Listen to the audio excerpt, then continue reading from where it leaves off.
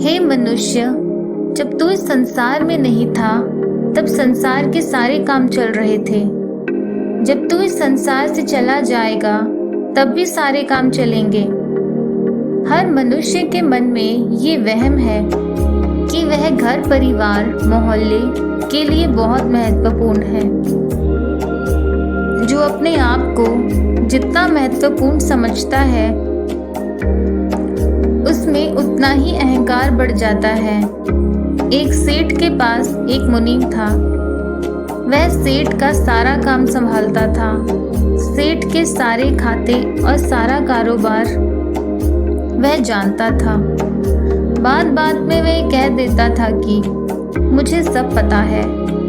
उसे ये लगने लगा था कि उसके बिना सेठ का काम नहीं चलेगा। एक दिन उसने कह दिया कि सेठ जी, मैं आपके लिए बहुत ज़रूरी हूँ। सेठ ने उसको काम से निकाल दिया। उसे लग रहा था कि सेठ फिर से उसे बुला लेगा क्योंकि वो सारा कारोबार संभालता था, लेकिन सेठ ने उसे नहीं बुलाया। हमारी ये सोच अकारण है कि हमारे बिना काम नहीं चलेगा, इसलिए हम कर्ता बन गए और संसार की धन दौलत इकट्ठा करने लग गए, अधिक से अधिक कमाने लग गए। हम सोचते हैं कि जितना जमा हो सकता है उतना कर लेते हैं। बाद में भी कोई हमारा संसार में आएगा और खाएगा। कर्तापन की इस सोच ने हमें वास्तविक कर्ता परमेश्वर से दूर कर दिया। महापुरुष कहते हैं कि परमेश्वर को छोड़कर अन्य कोई कर्ता नहीं। वही परमेश्वर रचना करता है, पालन करता है और संहार भी करता है। परमात्मा सबके काम चला रहा है। हम कहते हैं कि हमारे बिना काम नहीं चलेगा। वास्तव में इंसान कुछ नहीं करता, खुद सांस भी नहीं ले सकता। परमेश्वर की शक्ति के बिना चल फिर नहीं सकता, भोजन नहीं पचा सकता, शरीर के अंगों को नहीं चला सकता, कुछ बोल भी नहीं सकता। संसार में बड़े राजे महाराजे आए, जैसे सिकंदर ने सारे विश्व को जीतने की योजना बनाई। अंत में एक मच्छर के काटने से मलेरिया हो गया और अपने घर अपनी माँ से मिलने भी न जा सका।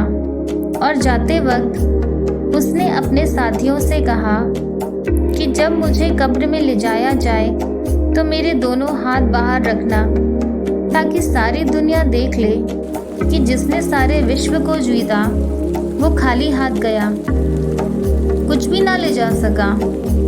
शमशान घाट पर जब किसी अमीर आदमी की लाश को जलाया जाता है तो लोग चंदन की लकड़ी का इस्तेमाल करते हैं और गरीब को सूखी रूखी लकड़ी में जला देते हैं। मगर मृत शरीर में तो कोई फर्क नहीं है, दोनों मिट्टी में मिल जाते हैं। मिट्टी में से बना ये शरीर मिट्टी में मिल जाएगा, मगर अगर जीते जी परमेश्वर का ध्यान किया है तो वो तुम्हारे साथ जाएगा। अगर आप खुद की ओर ध्यान दें तो आज तक आपने क्या इकट्ठा किया? अगर कोई आपकी यादों को मिटा दे तो आप क्या हैं? आपका नाम, आपका पता, आपकी पहचान तो आपके माता पिता द्वारा आपको दे दी गई, लेकिन क्या इससे ज़्यादा आप कुछ नहीं हैं? माता पिता आपके हर जन्म में बदलते हैं, तो क्या है जो कभी नहीं बदलता? क्यों आपको बार बार जन्म लेना पड़ रहा है? वो परम शक्ति क्या है? हम खुद को नहीं जान पाए कि हम क्या हैं।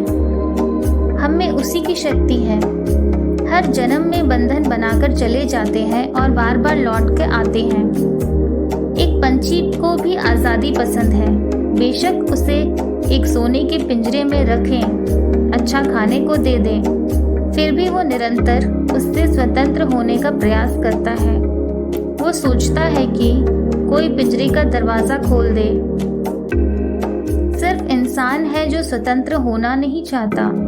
वो नहीं देख रहा है कि उसने खुद ही अपने आप को बुरी तरह कैद कर लिया है। हर एक रिश्ते की संगल अपने गले में बांध ली है। भला कैदी तो ढंग से श्वास भी नहीं ले पाता, फिर आप कहते हो कि मैं दुखी हूँ।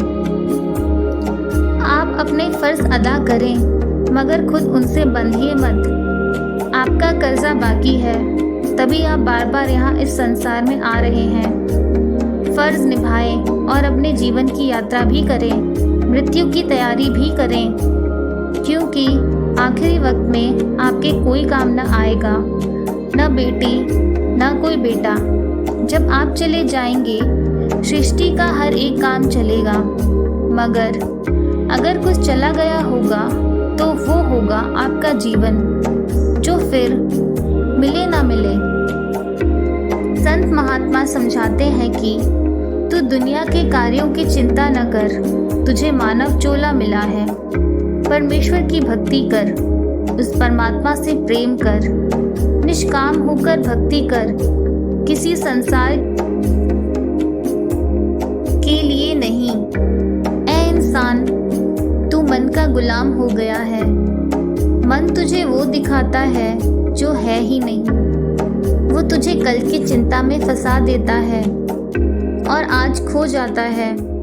जब आज दुखी है तो कल भी दुखी होगा। आज तय करेगा कि कल कैसा होगा। वर्तमान ही भविष्य है। कुछ जरूरी है तो परमेश्वर का सिमरन, मगर ये हम करते नहीं हैं। किसी से बात करते हैं तो वे कहता है कि अभी समय नहीं आया है, पहले मैं अपना काम कर लूं, इसे कौन करेगा। मनुष्य अपनी उम्र को लेकर भी धोखे में है। अभी बहुत समय है। आप देखते हैं कि पल पल प्रलय हो रही है। पेड़ पर फल लगते सभी हैं, मगर सभी पकते नहीं, कुछ कच्चे ही गिर जाते हैं। इसी तरह से जो पैदा होता है वह बूढ़ा होकर मरेगा, ये जरूरी नहीं। आपने बच्चों और जवानों को मरते देखा है। ऐ इंसान, संसार में खेल चल रहा है। जैसे पर्दे पर नाटक देखते हो, कोई राजा बनता है, कोई वजीर, कोई सिपाही, तो कोई गरीब का किरदार निभाता है। जब कोई नाटक करता है तो उसे कहा जाता है कि ये तेरा किरदार है। तो अभिनय करने वाला भी जानता है कि वो नाटक कर रहा है, मगर इंसान नाटक में इतना गुम हो जाता है कि भूल जाता है कि वो कौन है। भूल जाता है कि ये रंगमंच है और एक दिन ये नाटक खत्म हो जाएगा और संसार को छोड़कर उसे यहाँ से जाना होगा। सिकंदर ने भी ये सोचा था कि सारे विश्व को जीतेगा, सारे संसार को अपने नियंत्रण में लेना चाहता था।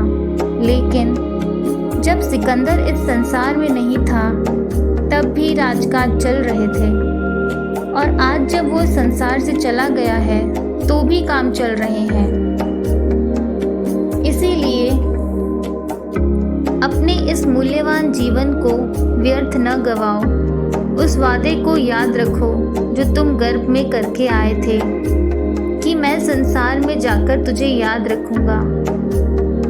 परमपिता परमेश्वर को याद करें और उस कमाई को इकट्ठा करें जो आपके साथ जाएगी।